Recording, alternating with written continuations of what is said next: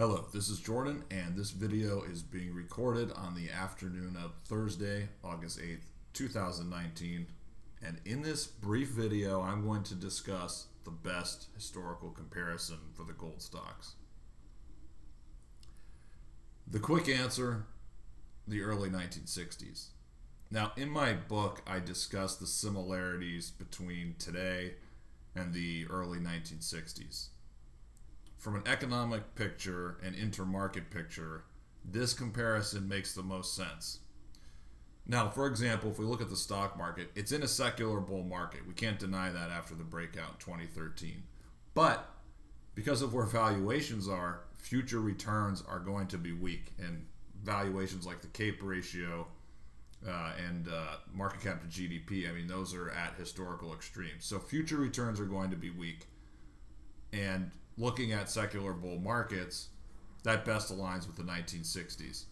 Because in the early to mid 1960s, there wasn't that much upside left in real terms, but in nominal terms, at least in the early to mid 1960s, they did, depending on what year you pick, they did about 2 or 3% per year over the next 10 years, which is consistent with current expectations. Now, furthermore, if we look at long-term interest rates and statistical inflation, yes, they are low, but they began to rise in a sustained fashion really in the early, but more so the mid-1960s. So I know we have negative bond yields now around the world, but with respect to the U.S., this is something I expect to really begin during the next expansion. I'm not expecting inflation and long-term interest rates.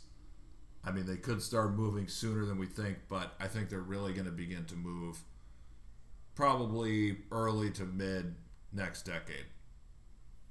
So that also aligns with the 1960s, if that comes to pass.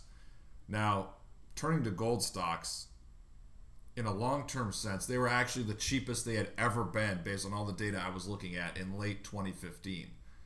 And depending on the index you use, they were basically trading around the same levels as 30 years ago, and even I think in one case 40 years ago. Again, that aligns best with the early 1960s, because after the late 1930s, gold stocks really did nothing in a bird's eye view sense. They did nothing until the early 1960s or until the late 1950s. So after saying all that, that's why I conclude the best comparison for precious metals, and specifically the gold stocks, it's not 2000 or 1930, it's really the early 1960s. The January 2016 low equals the 1957 low, and based on that and the other things I discussed in my book, that's why I'm expecting a secular bull market in the gold stock, something that is going to last decades. And this is a comparison that we will continue to watch in the future.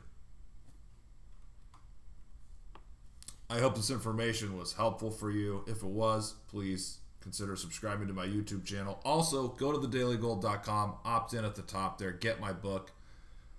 And you can also consider subscribing to my premium newsletter. That's at thedailygold.com/premium. Thank you so much for listening and watching this video. And I will talk to you again in the next video.